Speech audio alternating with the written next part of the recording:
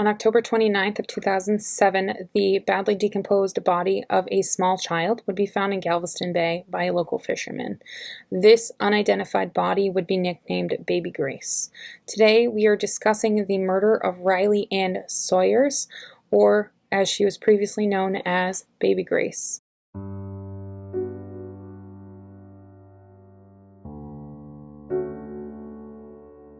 Hey everybody, what's up and welcome back. If you're new here, I'm Liz, and today we are discussing the murder of Riley Ann Sawyers, or as she was previously known as Baby Grace. Now, if you're new, I would highly suggest you hit that like button, subscribe, and turn your bell notification on to all. I always try and say those backwards. I don't know why. Because if you like true crime, I talk about true crime, and today is just no exception. We are talking about Riley Ann Sawyers and the disgusting murder. So, her body was discovered in Galveston Bay. The coroner discovered that there was 3 skull fractures on this decomposed body. And because of this, the investigation started and it was turned into a homicide case. So the extent of the injuries that was found on this body were unfathomable. The injuries were that of being described of having similar force to falling from a rooftop. That's how injured this body was of this small child. So after the body was found, police were unable to identify this child. There was a forensics artist named Lois Gibson that was able to create a forensic sketch that illustrated an estimation of the victim's appearance during life, as the body was completely unrecognizable. Now, like I said, this body would be nicknamed Baby Grace. There was an effort to uncover the identity of Baby Grace's remains, and the reconstruction was released to the public. Now, eventually, her paternal grandmother, Cheryl Sawyers, said that the sketch resembled her granddaughter. Cheryl discovered the sketch online and thought that it was her granddaughter. There was DNA testing that later concluded that, as authorities already suspected, this was Riley Ann Sawyers. They suspected that this was Riley Ann Sawyers after statements that were made by her grandmother, Cheryl. Riley Ann's home life was not good. She was the daughter of Robert Sawyers and Kimberly. Now, her mother, Kimberly Trainer, became pregnant at the age of 15 when they started developing a relationship while they were at Mentor High School. Her father dropped out during his junior year of high school, and they went on to live in Mentor, Ohio, with his mother, Cheryl. So Cheryl would become Riley Ann's primary caregiver when she was born. And during this time, Riley Ann's parents grew apart and they separated. They were no longer a couple. They all continued to live in the same house, but they started dating other people. Her father started dating a woman named Catherine Priester, who he would later marry. Also, there was a physical abuse charge and domestic violence charge that was charged against Kimberly Trainer, and because of this, Robert Sawyers left the home. So in May of 2007, Kimberly and Riley Ann moved to Spring, Texas, and this is when she would marry a man named Royce Ziegler Jr. on June 1st of 2007. So she met him while playing World of Warcraft. Fun, right? And Riley Ann's father had introduced Kimberly to this game, and she had put a lot of, she was really into it. I'm into The Sims, but man, she was like, gung-ho, this is my life. F my child, I'm playing this game.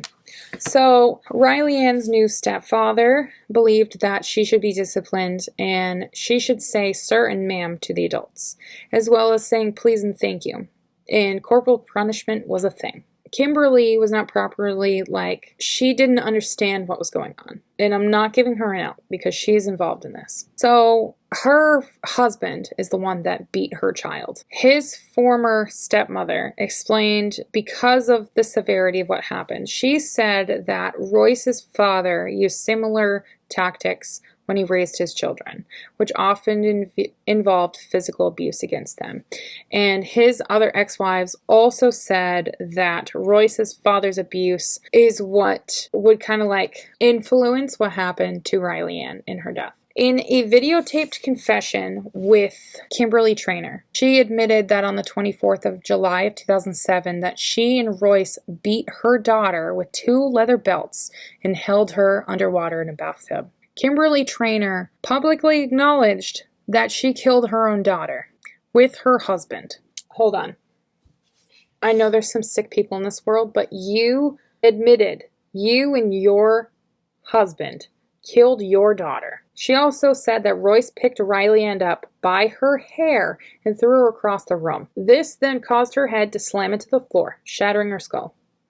Riley was injured by all the beatings that she got. She was unable to stand up, even when she was ordered to do so. Of course she's not going to be able to stand. You just beat the hell out of her. She didn't have any control of her legs, as what happens to children when they are abused. They lose control of their body. Riley Ann also tried to stop the beatings by simply telling her mother that she loved her. If your child says, "I love you," and you're beating them, that should stop you. I can't fathom laying a hand on my child, on any child. It sickens me. How can you allow your husband and yourself to put your hands on your child, especially with her saying, "I love you," to get you to stop? Kimberly went on to say that Riley's death was accidental and that it was a case of them disciplining her and it went too far. When they realized that Riley had indeed died, this is when Kimberly and Royce went to Walmart and they bought a Sterilite plastic storage container. They then wrapped Riley Ann's body in garbage bags and put her in the container. Kept this container in a storage shed for about 2 months before they dumped her in the Galveston Bay. What a loving set of parents, huh? They forged legal documents in an attempt to conceal this murder as well, such as documents that said that Riley Ann was removed from their custody due to alleged sexual abuse. She claimed that Royce forced her to sign these documents. I call bullshit. You forged these documents so you wouldn't be caught because you killed your own child. Now, like I said, we already talked about when they discovered Riley Ann's body and how they identified her because of her grandmother. Now, shortly before Thanksgiving Day, Royce attempted suicide via overdose on his blood pressure and antidepressant medications. He left a suicide note saying that my wife is innocent of the sins I committed. Bullshit. She helped you. She is just as guilty as you. However, during his trial, he was in another room. He said he was in another room of the house when Riley Ann died. Therefore, he could not be guilty. So, after they were arrested, they were held on $350,000 bail each. They initially were charged with injury of a child and tampering with evidence. However, Kimberly Trainor's case was delayed because she was pregnant, and her case was postponed until after she gave birth in January of 2009. So you took your own daughter's life, but you became pregnant. I hope this said child was taken away from you, which obviously it was because of your sentence. But so Royce and Kimberly took responsibility for her death. Took responsibility for Riley Ann's death, finally.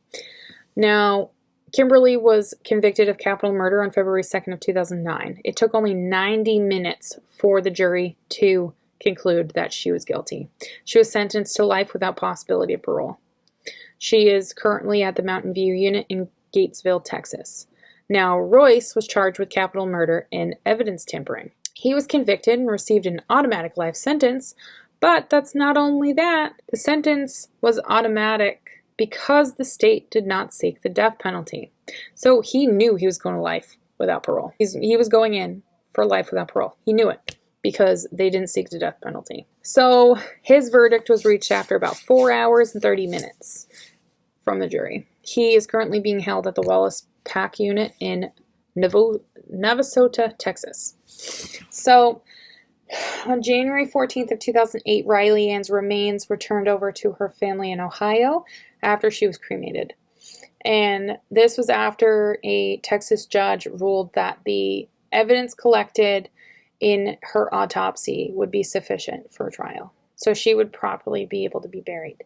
Her grandmother, Cheryl Sawyers, and her employer in particular, raised enough money to pay for Riley Ann's funeral.